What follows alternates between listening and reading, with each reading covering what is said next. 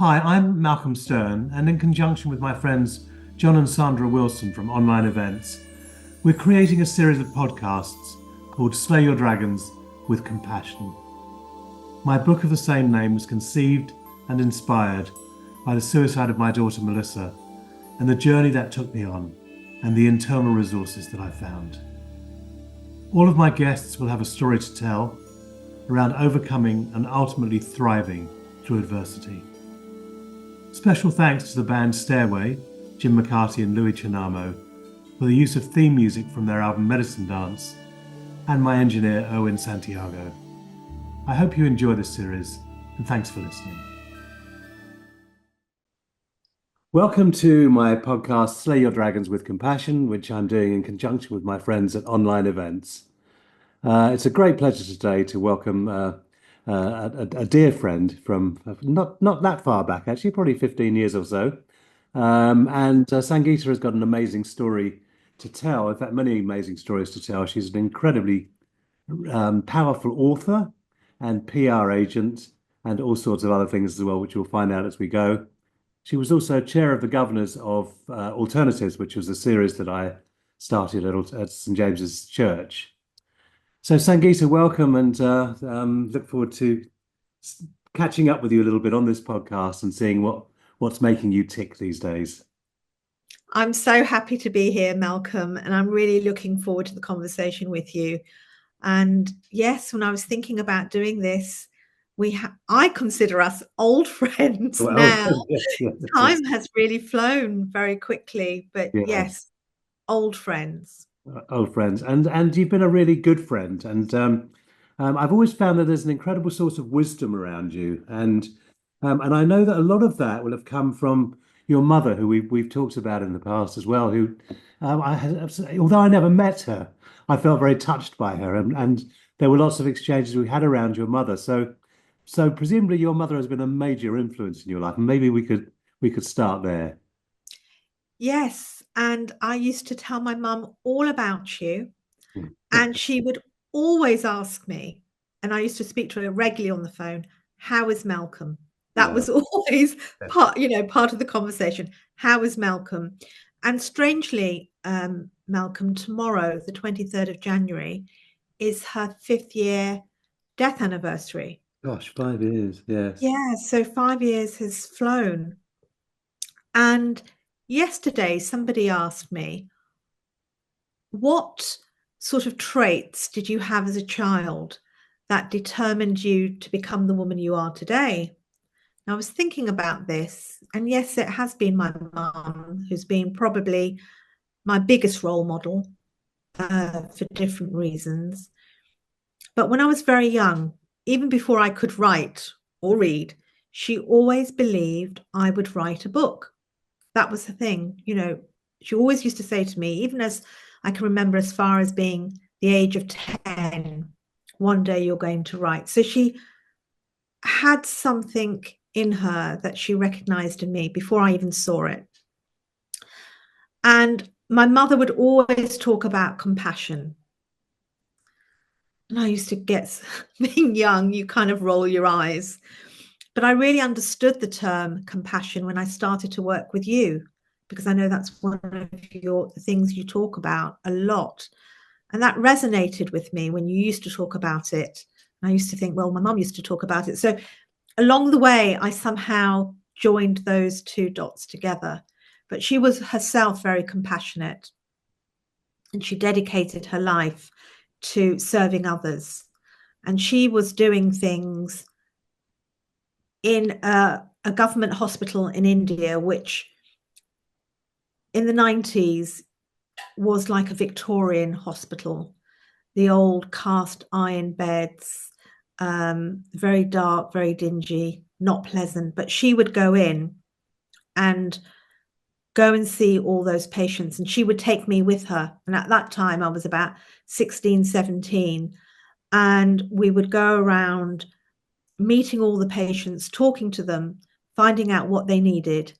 And she didn't have, pots of money, but she had a pension. And she would use that money to buy their medicines. And also in Indian hospitals, you have to provide your own food. So she would cook the food that they needed to eat, and I would go and deliver all these food packages. And we lived in the Himalayas, so it wasn't, a sort of a quick sprint on a bus or anything. You'd have to walk backwards and forwards a couple of miles. So she introduced me to lots of different things early on in my life, and those experiences have shaped me. I've never forgotten them. That's amazing because actually, I've been really impressed with your books and what you've come out with. You're tackling major subjects like climate change, um, and well, so tell us some of the other subjects that you're exploring in your writing. I know your latest book has been exploring world leaders or exploring people who make a difference in the world. Yes, so I think with everything that's going on right now, and we're back with Trump 2.0. Um, I think the book is actually even more timely when we're talking about the climate crisis.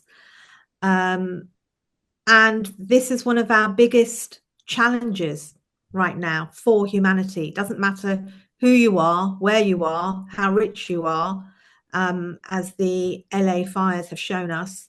When Mm, climate disasters strike, they knock at everyone's door. And I think we're also in this age of information overload. We also don't know what we're reading. Can we trust what we're reading? So, this book I've written to help inform people to make their own choices and make their own decisions, but also to connect us with nature. Nature is so powerful, it's good for our well being. And so, I've taken different themes that we can all sort of relate to as people. So from food to the ocean to communities to whether we are working as business leaders or whether we are employees in a company. So I've taken these different themes and explored them with the idea of the climate crisis and legacy. And it's a question I ask all the different people I interview in the book, which is 36 different kinds of global change makers. What legacy do they want to leave? And what I've discovered is legacy is no longer what we should be thinking about when we're in our 50s, 60s, and later parts of our years. But sadly, now our legacy begins right from the moment we can make informed decisions, because those choices we make have a long-term impact for the planet and for future generations. mm, So as young as, as 14, 15, we need to be thinking about what are we choosing. mm. And you've become a passionate sort of advocate for the world and for our way forward as human beings. And you do get to interview some very interesting people, and you're also endorsed by some quite powerful people as well. Your latest book is called, you can see it behind you on the shelf there. Yeah. What will your legacy be? What will your legacy be? Conversations. Yes. Conversations with global change makers about the climate crisis. Mm. And what sort of led you to this passion? So do you see that you have it's almost like you have some work to do in the world that you are going to take on with every ounce of your being? I always have, Malcolm. When I was growing up here in this country, I joined Greenpeace when they were looking for junior reporters at that time, and I've always have, and I think growing up in India when I was in my teens, my mother introducing me to be a doer, to try and change things. And she used to send me, on little errands to people's houses, and she'd think I'd be back in a moment. And then I'd be gone for 2 hours, and she'd come and find me giving people lectures on how they needed to change their thinking on the environment with animals. So I think I've always been passionate about things, and I've always wanted things to be fair in the world. But I think as I've got older, and I think as we get older, we somehow have more power, more wisdom, so we can put all those pieces together. They're kind of like a puzzle, aren't they? And then they come Yeah. together, and then you feel you have your voice and you have a little bit more wisdom to share with others. I think that's right. I think that we overlook the sort of the wisdom of the elders. I think we live in such a youth-focused society, and I know for myself now, as I'm reaching my mid 70s, that I feel, which feels weird even to say that, but I know that I feel like the gift that I've had from that is that I've matured.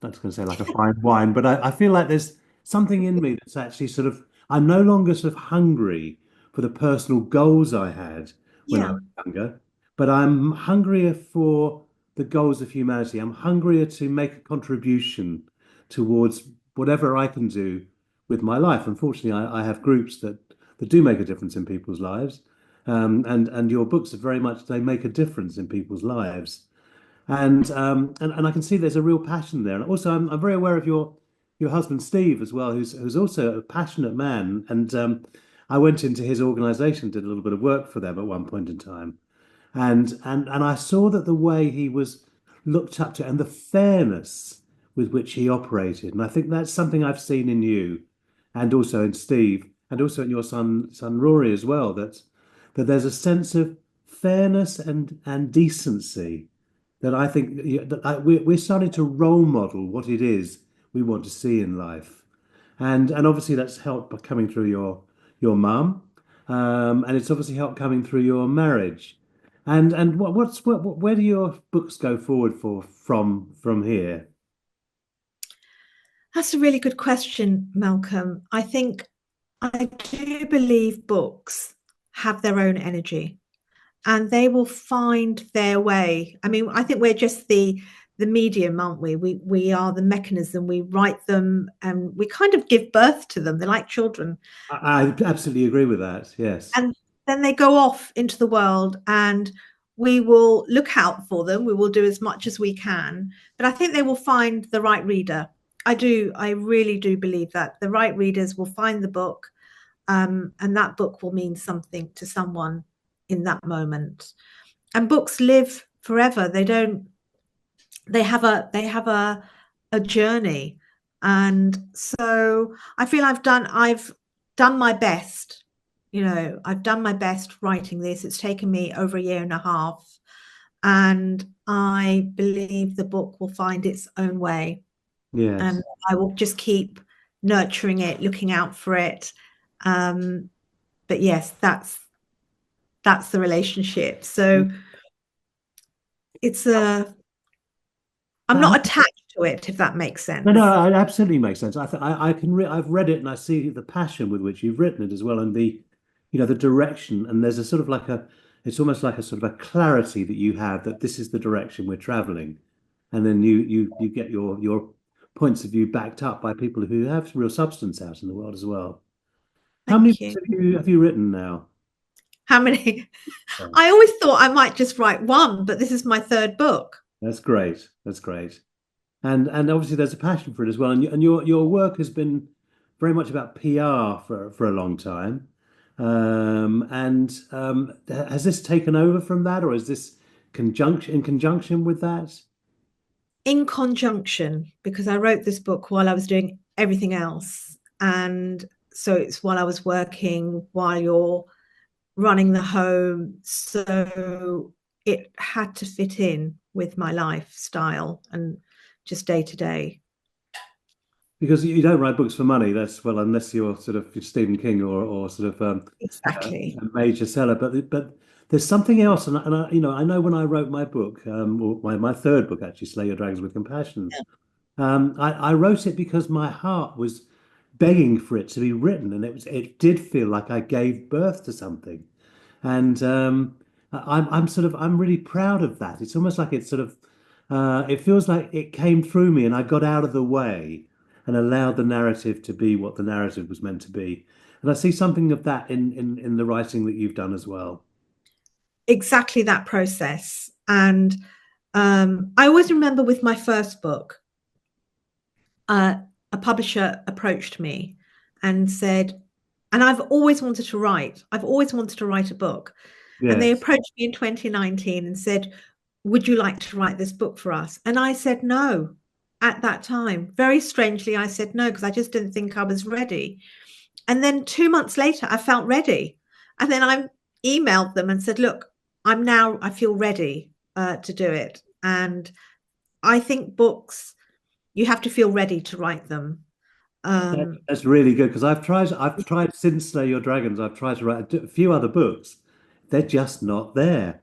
And yeah. eventually I went, actually, I think I'm much more interested in podcasts, which is what I'm doing now. So actually, I'm doing what I enjoy doing in books, which is hearing people's stories and having those stories unravel some of the truths in the world. Now, you mentioned earlier that we're living through very troubled times and also where our planet is in, I don't know whether the planet's in trouble, but I think we as a species are in some trouble. And I wonder what your personal viewpoint is on where we are as humanity at this point in time. It's a really good question. And I think there are big challenges ahead for us with the climate crisis, with artificial intelligence, um, and just with the will of the world right now. We are not cohesive as a species. We're not working together um, as a species. We have more wars in the world since the Second World War ended. Mm, Um, so I think as a species, we are sabotaging ourselves. And while we're doing that, we're also destroying the planet. I also read somewhere that, and this was some research, and I read this research a couple of years ago, that if the bees disappeared on this planet, we would not survive as a species. yeah. We would just die instantly. It'd be a gradual process, but we wouldn't survive without the bees. If we disappeared as a species from this planet, everything else would thrive. And Mm, I that was it really resonated with me.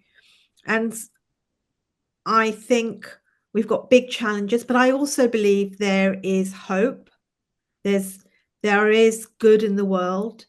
And through the process of writing this book and speaking to people, I felt inspired after every conversation, from the scientists to the business leaders, the political leaders. There is a will. There are people trying to find the solutions, and the solutions are there. We just need to be better at joining the dots, working together, and understanding that what's happening in China, if it's a climate disaster or whatever it might be, then it will impact us at some point. And I think that's one thing the pandemic has shown us. We are interlinked. yeah. We are interlinked, and we can't be thinking in silos. Yes. And I think that's very true. I was just wondering before when you were talking about the various challenges that are facing humanity, and you talked about artificial intelligence. And I wonder whether your next book, I'm just throwing you an idea because it came to me as you spoke, might be Yeah. about that because I think there's so little understanding of that, and I think there's room for a compassionate, sort of careful examination of the benefits and the challenges that are there. And I think what I found about your latest book was how readable it is. So although you're tackling big subjects, it's not gobbledygook that you have to be a scientist to be able to read. And I'm just No. wondering about something like that that actually feels like you set up a call with your books for people to take note of what's happening. Yes. So, I mean, that's a really good observation, because I don't do complicated, and it has to be simple for me to understand. If I don't understand it, how would anyone else, my readers, understand, first of all? And I think you're right. AI is so complex. It is giving us solutions to big medical issues that we've not conquered till now, and it holds some of the keys on that. We're using AI all the time through our phones, through this, what we're doing right now. Yeah. Um, but I think where the dangers are is if the human in us is removed and that AI takes over. And if AI starts to do all our creative processes for us, I think we'll miss out. And also, what does that mean next for the generations that are coming? What jobs will they have? What place in society will they hold? So I think there is, I think we need, I think maybe what we should be talking about with AI, and maybe that is another book, is about ethical AI. How do we put the ethics into artificial intelligence? Yes. It's a complex subject. Well, I think it's how we put the ethics back into life as well, because when we look at our leaders, the great leaders that have gone before, and you see sort of, people like Abraham Lincoln, although he was a slaveholder, there was a lot of wisdom in our leaders. The Dalai Lama is a wise leader, and I'm just wondering about ethics. Ethics seem to have gone down the tubes to some degree in our world. And it's quite hard to sustain an ethical stance in the face of so much sort of obfuscation around us as well. Yes, I think, and I think that's been eroded uh, since Yeah. the advent of social media.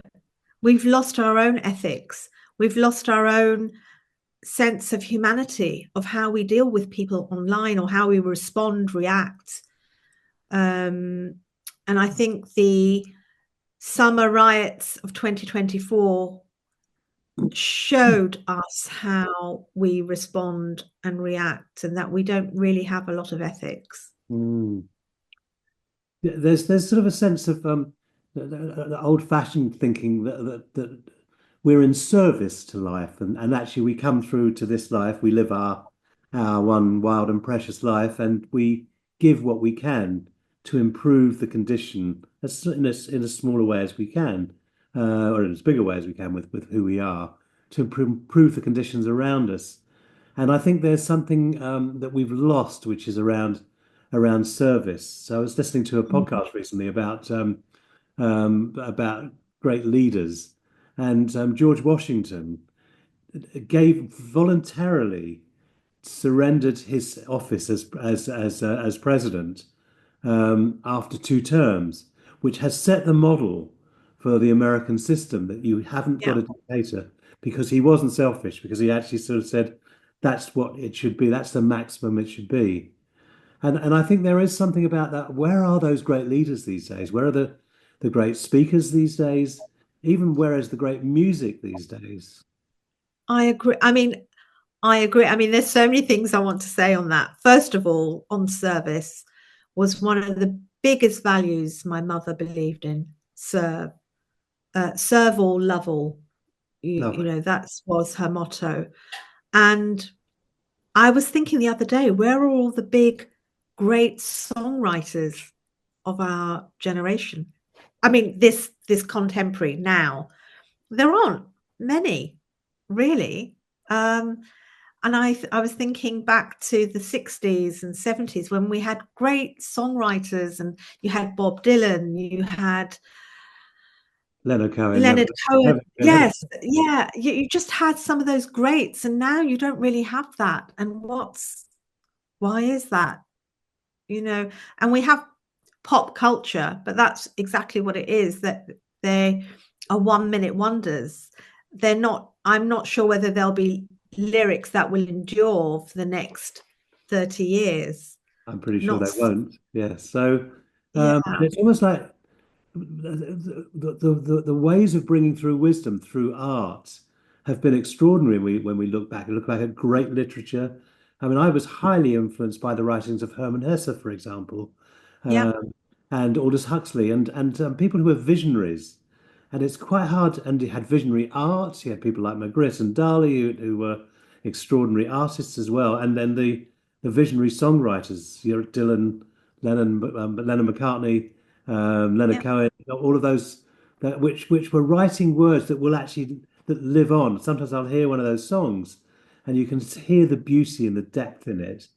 But I'm wondering if we're becoming a more shallow world. We're becoming more sort of. It's almost we're becoming more like robots. So we're losing some of our humanity as we reach towards AI, and we're losing some of our own humanity. Yeah, and I explore that in the book. There's a chapter there on arts and music, and when we're connected, I mean, this is what a lot of our Indigenous communities, they built their stories around art, music, the sounds of nature. We have, I don't think we spend enough time in nature. We don't appreciate the sounds of nature. And I think our experiences in nature inspire us to write those songs or write those words or whatever that piece of art might be. And I think that, you know, a lot of us now spend time indoors. Yeah. We are either online streaming or, you know, young people are playing video game, whatever it might be. We're no longer sort of really experiencing the outside. And when we are outside, people are on their phones. Yeah, that's So true. there is a disconnect. And as we further our relationship with AI, that's going to be another disconnect, something, another challenge. So where you're right. So where will all these moments of inspiration come from? And I think nature is absolutely it. I remember a few months ago, and I was feeling quite down. And I sort of just went out on my own. Luckily, I live quite near beautiful countryside. I went out on my own to this lovely walk, which is past streams and forests. And after a while, I realized that I'd been uplifted. Nothing had happened other than I'd allowed myself to be immersed in nature. And I think the denaturing of our world is a really sad state of affairs as we get more material possessions, we get less happiness and we get less satisfaction from who we are and what's around us as well. Oh, 100%. You know, nature saved me. I always say nature saved me. Yeah, And when I was growing up in India, um, I was 16. Every day, one thing I would do is just walk. So we lived in the Himalayas. So I was very lucky I could literally walk out our door and walk out into the forest. And I would go for that walk every day because that walk would save me. It yeah, would just, um, it's where I felt my best. yeah. And you didn't have to do anything, you just walked. And some of your best thinking is when you're walking anyway.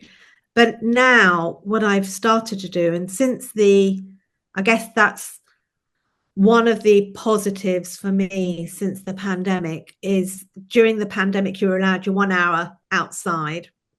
And I continue that. So every day, I make sure I just go for a walk just to connect with nature. Nothing, you know, you don't get flashes of, I don't know, you're not touched by anything, but I think it does touch you somewhere within your soul. You feel Mm. that connection.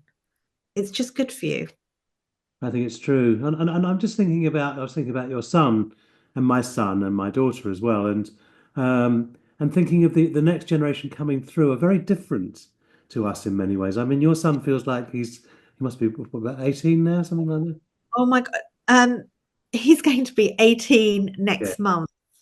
And it feels like he's 18 going on 80. When I've sort of spoken to Rory, I've sort of felt this immense wisdom.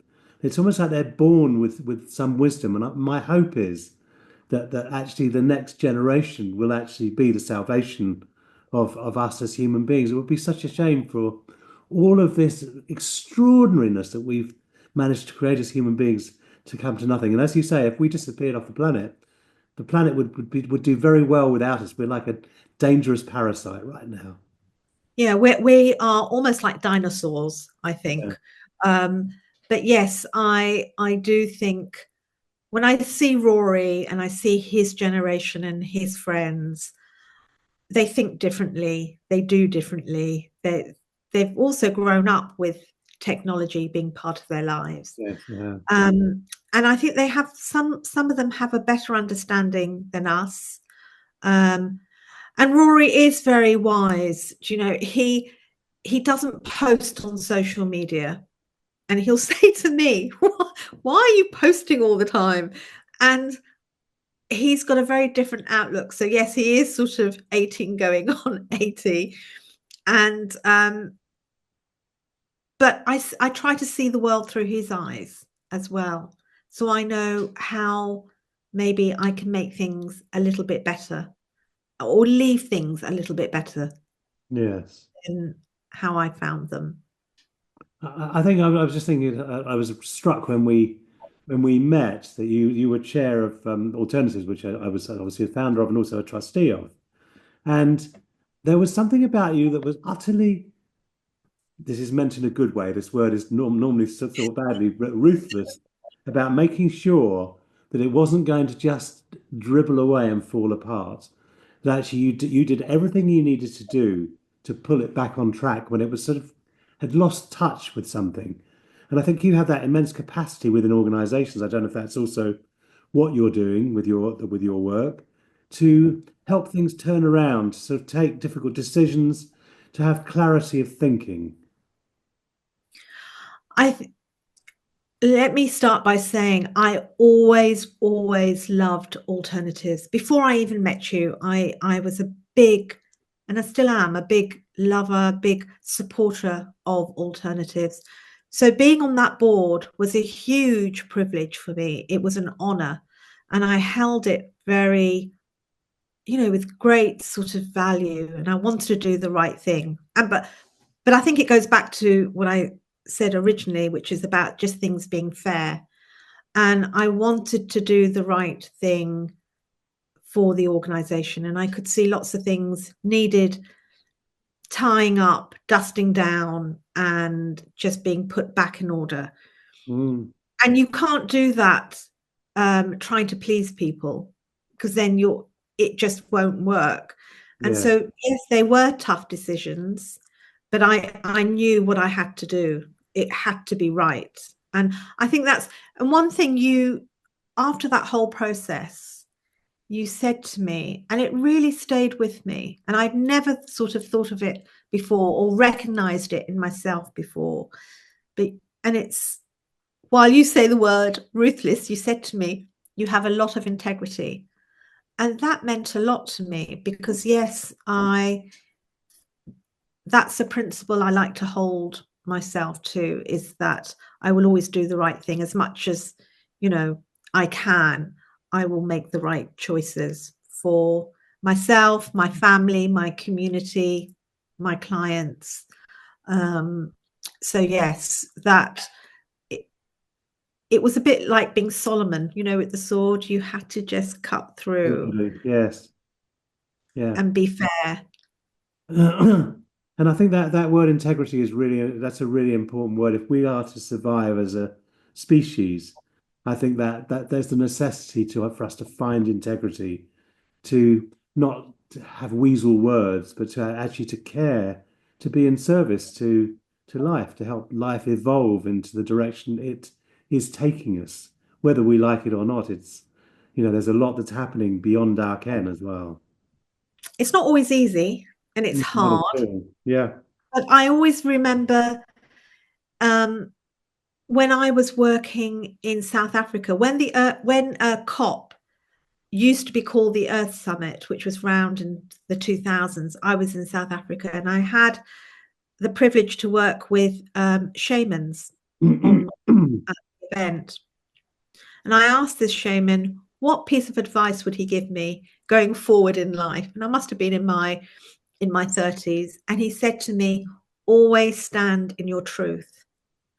He said, it's very hard to stand in your truth, but if you can do that, you'll always be, on the right path. And I took that literally. So I've always tried to stand in my truth. And you're right, you're trying because it's a practice. And I think we are undergoing a series of practices to become better humans. That's what I see things happening. Yeah. We're And coming close. nothing is perfect Nothing's either. perfect, exactly. Nor was it ever meant to be. But we are in an extraordinary university of life somewhere here on planet Earth. I'm not quite sure where we've come from or where we're going, but I know that I would like Or to, how we graduate. or how we graduate. Exactly, exactly. Yeah. Um, so we're coming close to the end of our podcast. I mean, I could talk to you for hours, and we often have Oh, an me hour. too. We do. We'll have lunch sometime, but we're coming close to, and I always ask the same question at the end, which is, and I like it to come spontaneously as well, which is, what's the particular dragon you've had to slay? What's the challenge you've had to overcome to most be who you are? Wow. I think there are many dragons I've had to slay. Um, and in this moment, I would say my sometimes I'm filled with self-doubt, even though I feel my purpose and I want to speak my truth. You do feel I have felt at times my own self-doubt. Am I good enough? You know, that imposter syndrome. Am I good enough? Yeah, just am I good enough? Which, by the way, I think is very healthy. And I noticed with alternatives when we had speakers who seemed to know all the answers, I wasn't really interested in what they had to say because they already had their set thing. They weren't being affected by the interactions. And I think that self-examination, that self-question, not sort of self-deprecation to the level where we don't do anything because we don't believe in Yeah. ourselves, but I think the constant recognition that actually we are being called to be bigger than we are. And as I say, as I said to you then, and I say to you now, I think integrity runs through your DNA. So Oh, thank you. Welcome. yeah, yeah, You've given me lots of amazing terms that and I have you called me an earth warrior the other day, or you said in one of your emails a warrior. And yeah. and that really struck a chord with me. And I thought, I'm going to start to own that. I Great. want to be a warrior. I'm the biggest chicken going, but I thought I really want to earn warrior, and I'm going to step up and be a warrior. So thank you for Well, recognizing that. fantastic. That's great. Lovely. Thank you so much, Sangeeta. It's been lovely dialoguing with you, and we will catch up soon as well. It'll be great. I'll I'm see looking you forward to again. it.